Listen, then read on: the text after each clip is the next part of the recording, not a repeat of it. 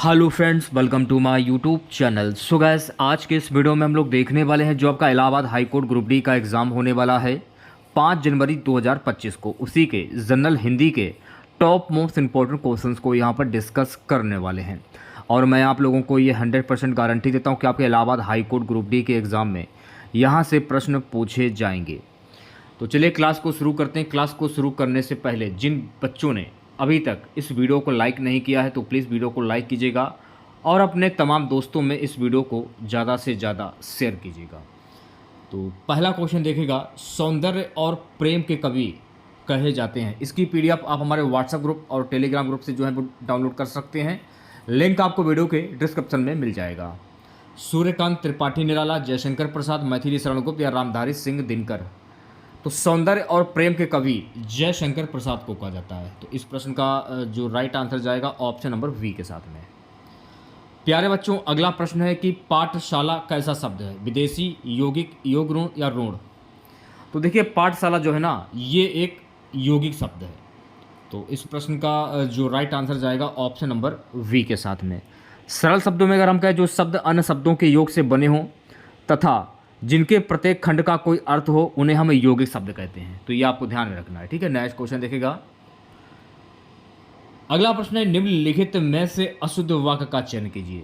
अब देखिए, यहां पर आपको अशुद्ध वाक्य की पहचान करनी है। जब भी ऐसे प्रश्न पूछे जाएं आपसे, तो ऐसे प्रश्न में ज़्यादा दिमाग लगाने की ज़रूरत नहीं होती है। बस आपको पढ़ना होता है और आपको पता चल जाता है कि अशुद्ध वाक्य कौन सा होता है और शुद्ध वाक्य कौन सा होता है, ठीक है। तो यहाँ पर आपको अशुद्ध वाक्य की पहचान करनी है। उसके घर के पास एक मिठाई की दुकान है, ये आपका जो है अशुद्ध शब्द हो जाएगा। तो इस प्रश्न का राइट आंसर जाएगा ऑप्शन नंबर ए के साथ में। चलिए बढ़ते हैं नेक्स्ट क्वेश्चन की ओर। अगला क्वेश्चन देखेगा। प्यारे बच्चों, अगला प्रश्न है, इनमें से पगड़ी कौन सा शब्द है? तद्भव, तत्सम, देशज या विदेशज। पगड़ी कौन सा शब्द है? देखिए, पगड़ी जो है ना, ये एक देसी शब्द है। इसे आप देशज शब्द कह सकते हैं। पगड़ी देशज शब्द है। तो राइट आंसर की अगर मैं बात करूं तो प्यारे बच्चों, इस प्रश्न का जो राइट आंसर जाएगा ऑप्शन नंबर सी के साथ में।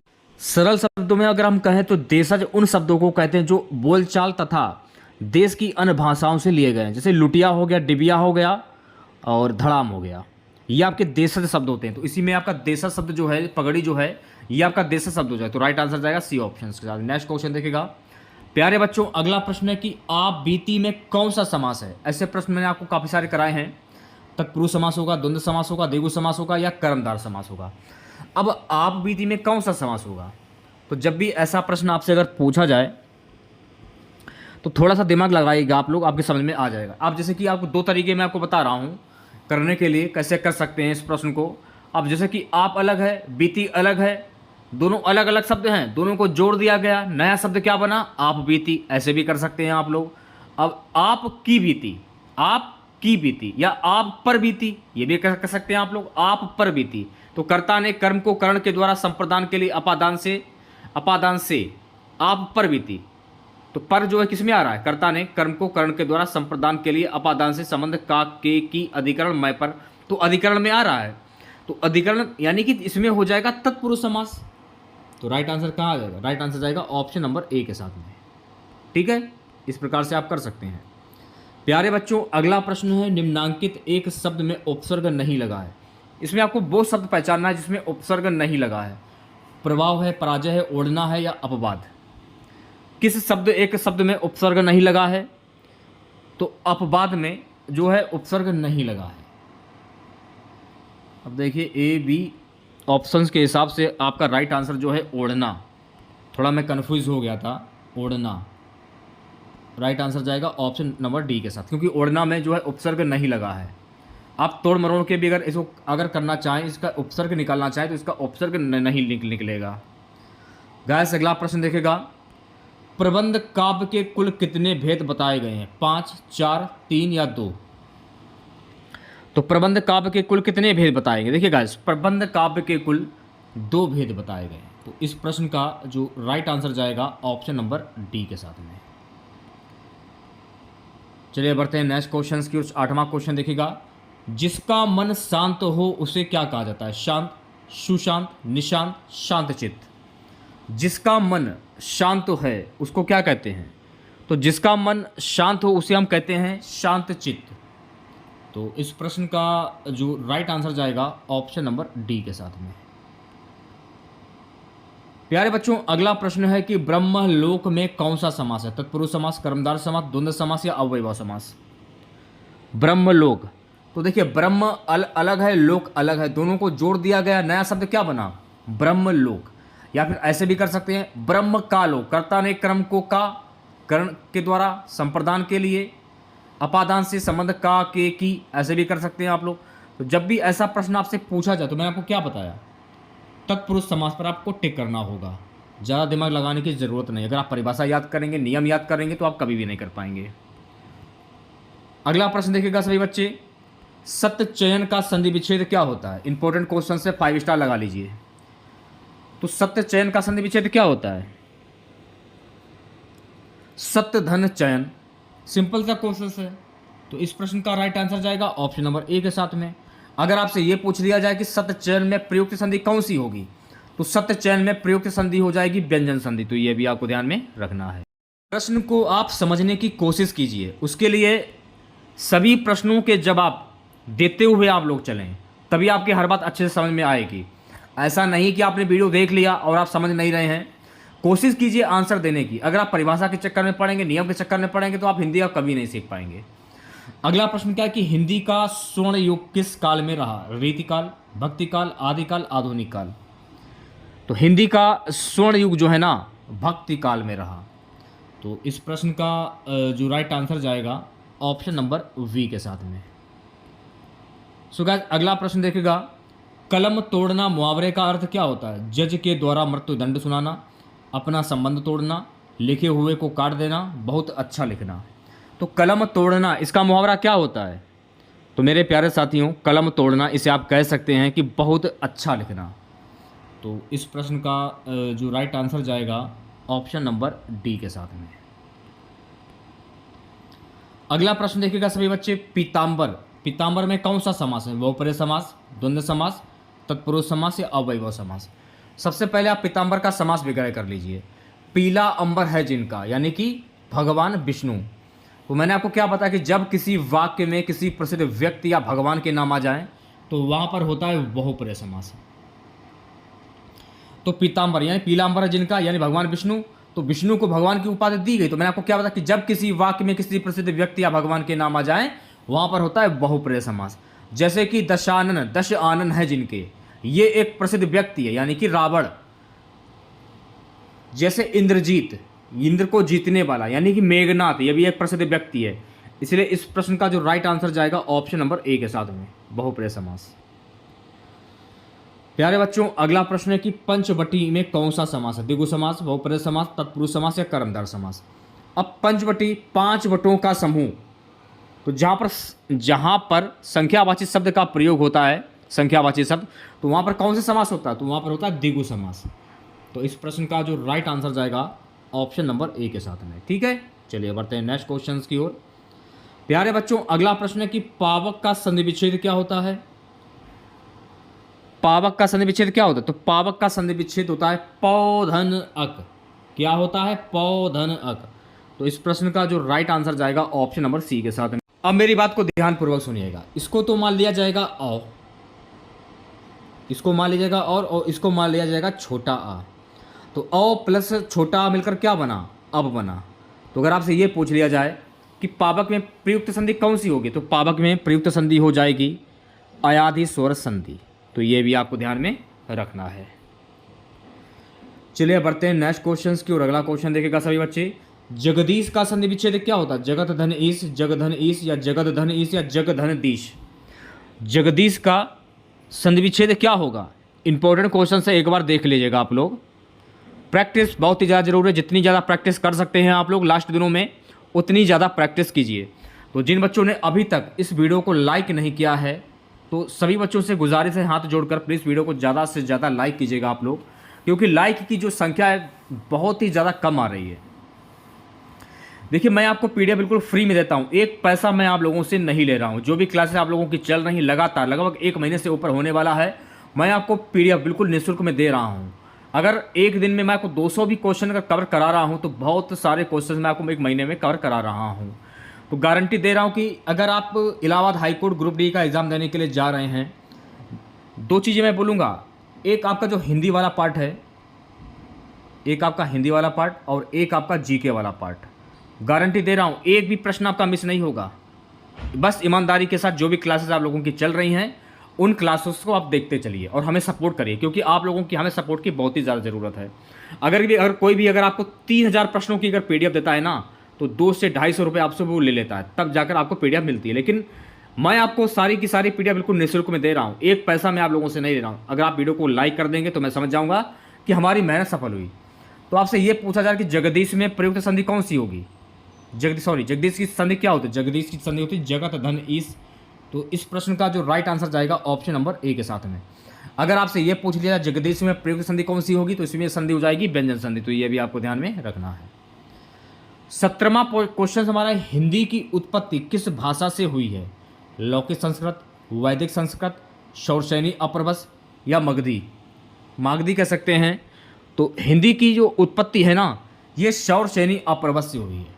तो इस प्रश्न का जो राइट आंसर जाएगा ऑप्शन नंबर सी के साथ में। नेक्स्ट क्वेश्चन हमारा कि अरबी भाषा का कौन सा शब्द है? नमाज, दीदार, गुनाह या गभा? तो यहाँ पर देखिए अरबी भाषा के शब्द की बात हो रही है। तो गुनाह जो है ना, गुनाह ये अरबी भाषा का शब्द है। तो इस प्रश्न का जो राइट आंसर जाएगा ऑप्शन नंबर सी के साथ में। ठीक है, नेक्स्ट क्वेश्चन देखिएगा सभी बच्चे। 19वां प्रश्न की पंचगदा एक संख्यावाची शब्द है, अर्थ की दृष्टि से इसके अंतर्गत आने वाला पदार्थ है 2, 4, 5 या 6? पंचगदा। तो पंचगदा के अंतर्गत आने वाला पदार्थ कौन सा है? इसको आप 5 कह सकते हैं। सिंपल सा क्वेश्चन है। तो राइट आंसर की अगर मैं बात करूं तो प्यारे बच्चों, इस प्रश्न का जो राइट आंसर जाएगा ऑप्शन नंबर सी के साथ में। मैं आपको हर टाइप के क्वेश्चंस करा रहा हूं ताकि आप एग्जाम में फेल ना हो।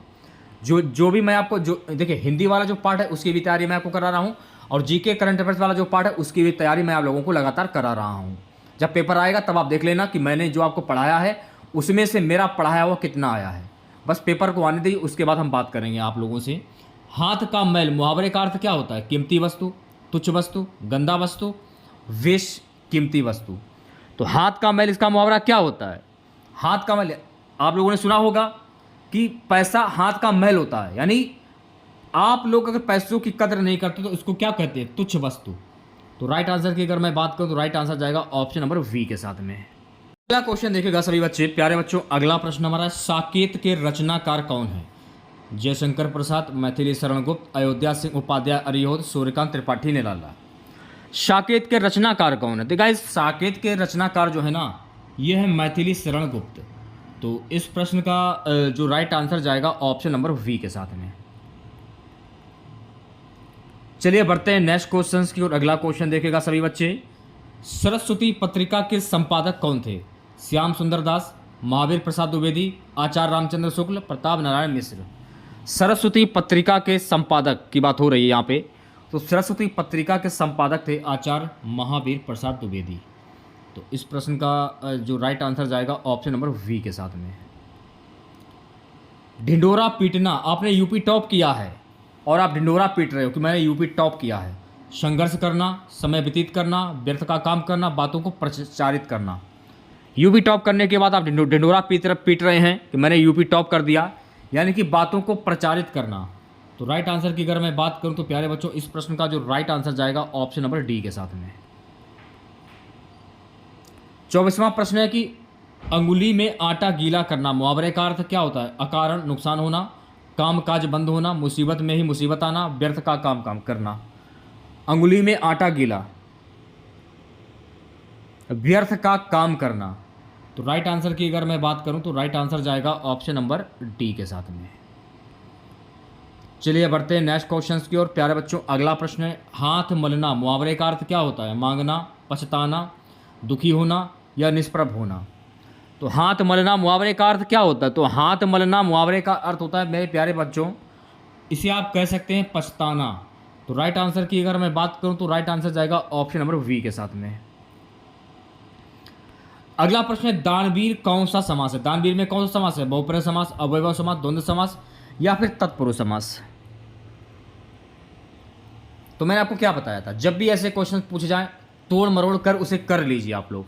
अब जैसे कि दान अलग है, वीर अलग है, दान अलग है, वीर अलग है, दोनों को जोड़ दिया गया, नया शब्द क्या बना? दान वीर। तो मैंने आपको क्या बताया, जब भी ऐसे प्रश्न पूछे जाएं तो आप तत्पुरुष समास पर आंख बंद करके टिक कर दीजिए। तो राइट आंसर जाएगा ऑप्शन नंबर डी के साथ में। प्यारे बच्चों, अगला प्रश्न है निम्न में से कौन सा शब्द शुद्ध है? आयोजित। आयोजित कैसे लिखा जाता है? देखिए आयोजित, आयोजित की अगर आप शुद्ध वर्तनी करेंगे या शुद्ध शब्द कहेंगे इसको अगर आप, तो आयोजित को लिखने का जो तरीका है ना वो ये रहा, आयोजित ऐसे लिखा जाता। तो राइट आंसर की अगर मैं बात करूँ, राइट आंसर जाएगा सी ऑप्शन के साथ में। ठीक है, नेक्स्ट क्वेश्चन देखिएगा। प्यारे बच्चों, अगला प्रश्न है कि कल्पना का विपरीत अर्थक शब्द कौन सा है? यथार्थ, असली, सही या वास्तविक? कल्पना का विपरीत अर्थक शब्द क्या होता है? इसे आप विलोम शब्द भी कह सकते हैं। तो कल्पना का विपरीत अर्थक शब्द होता है मेरे प्यारे बच्चों यथार्थ, इसे आप कह सकते हैं। तो इस प्रश्न का जो राइट आंसर जाएगा ऑप्शन नंबर ए के साथ में जाएगा। ठीक है, चलिए बढ़ते हैं नेक्स्ट क्वेश्चन की ओर। अगला क्वेश्चन देखेगा सभी बच्चे। अगला प्रश्न है तरी का पर्यायवाची शब्द कौन सा है? लहर, छिछला, सरोवर या नौका? तरी का पर्यायवाची शब्द क्या होता है? तो तरी का पर्यायवाची शब्द होता है नौका। तो इस प्रश्न का जो राइट आंसर जाएगा ऑप्शन नंबर डी के साथ में। आंख का पर्यायवाची शब्द कौन सा नहीं है? चक्षु, लोचन, अच्छी या धात्री? देखिए धात्री जो है ना ये आंख का पर्यायवाची शब्द नहीं है। तो राइट आंसर की बात करूं तो राइट आंसर जाएगा ऑप्शन नंबर डी के साथ। देखिए धात्री जो है ना ये दुर्गा का पर्यायवाची शब्द है, ना कि आंख का। चक्षु हुआ, लोचन हुआ और अच्छी हुआ, ये आंख के पर्यायवाची शब्द है, लेकिन धात्री ये दुर्गा का पर्यायवाची शब्द है। ठीक है, चलिए बढ़ते हैं नेक्स्ट क्वेश्चन की ओर। प्यारे बच्चों, अगला प्रश्न है सांप का पर्यायवाची शब्द कौन सा नहीं है? हरि, सारंग, खग, भोगी? सांप का पर्यायवाची शब्द कौन सा नहीं है? तो मैं आपको बता देना चाहता हूं कि सांप का पर्यायवाची शब्द कौन सा नहीं है। खग जो है ना ये सांप का पर्यायवाची शब्द नहीं है। खग जो है ना ये पक्षी का पर्यायवाची शब्द है। किसका है? पक्षी का। हरि हुआ, सारंग हुआ, भोगी हुआ, ये सांप के पर्यायवाची शब्द हो जाएंगे। ठीक है, नेक्स्ट क्वेश्चन देखिएगा सभी बच्चे।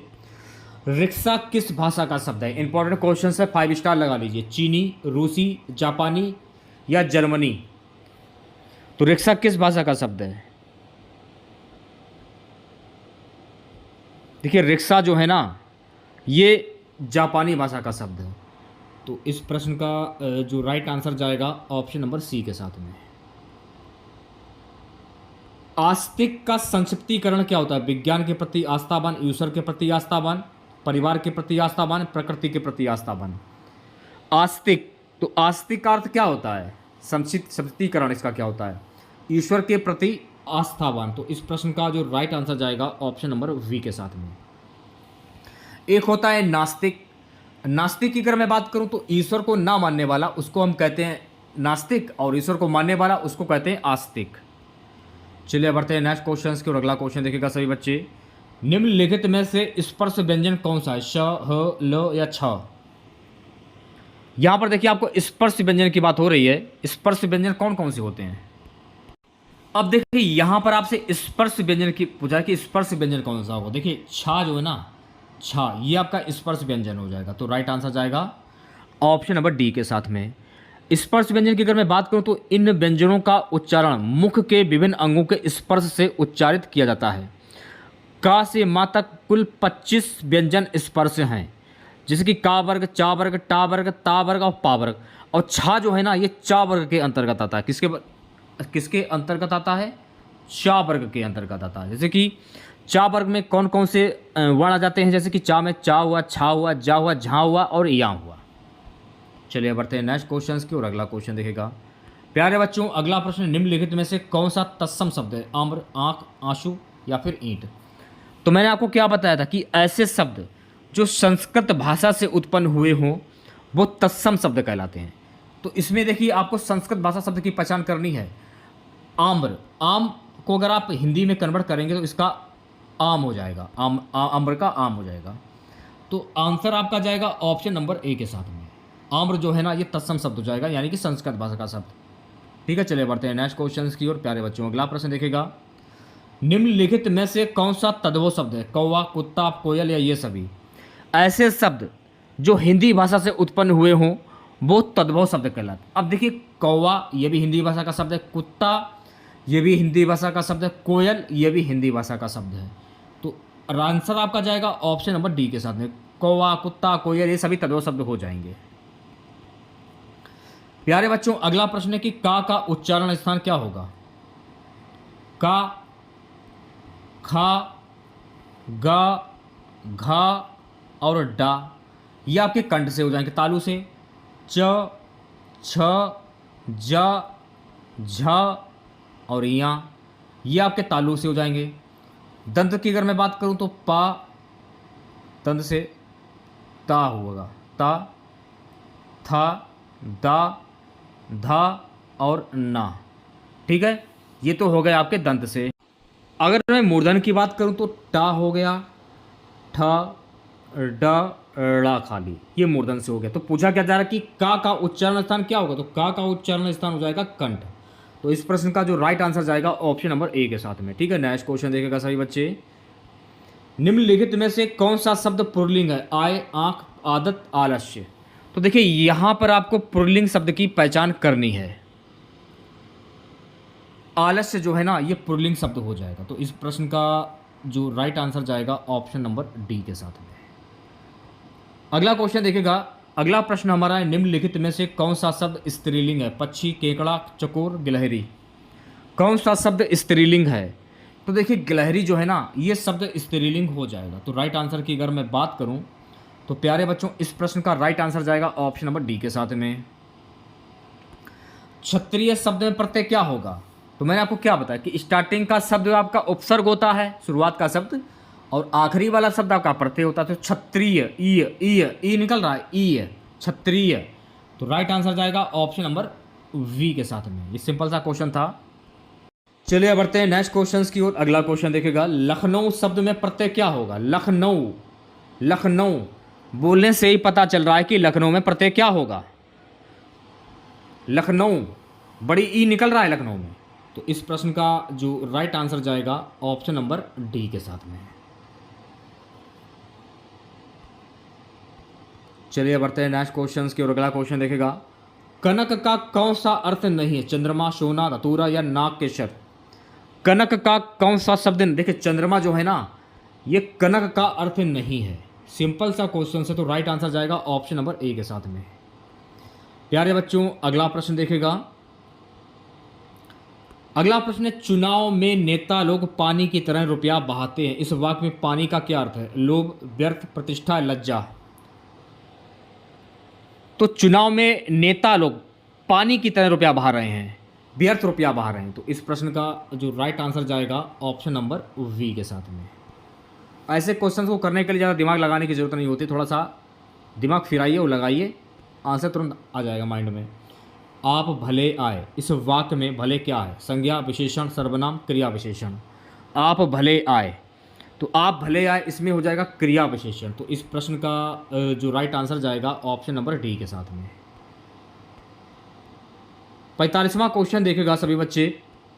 निम्नलिखित में से किस शब्द में आयन प्रत्यय प्रयुक्त हुआ? नारायण, ऋणायन, पंडितायन, धनायन। धनायन, आयन, ऋणायन, नारायण, पंडितायन, आयन। अब देखिए, पंडितायन में आय निकल रहा है, ना कि आयन निकल रहा है। पंडितायन, आयन निकल रहा है। तो राइट आंसर क्या जाएगा? राइट आंसर जाएगा ऑप्शन नंबर सी के साथ में। प्रत्यय यानी कि लास्ट वाला शब्द, ये मैं आपको बताया यही है। Narayan, Narayan, ion, ion. अब आंसर आपका नारायण थोड़ी जाएगा, क्योंकि आपसे ये पूछा जा रहा है कि निम्नलिखित में से किस शब्द में आयन प्रत्यय प्रयुक्त हुआ। अच्छा, आयन प्रत्यय प्रयुक्त हुआ है ये पूछा।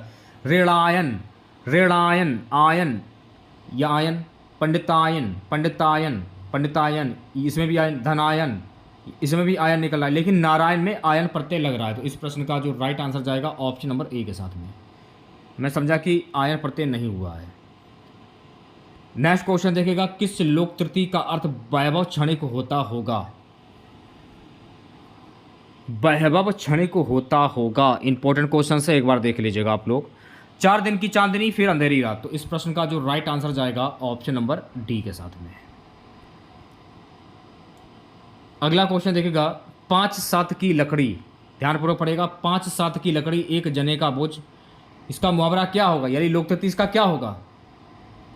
बहुत कठिन कार्य होना, असंभव बड़ी शर्त रखना, छोटे या कमजोर व्यक्ति की बात की कोई नहीं मानता है, मिलकर काम करने से कठिन कार्य भी सरल हो जाता है।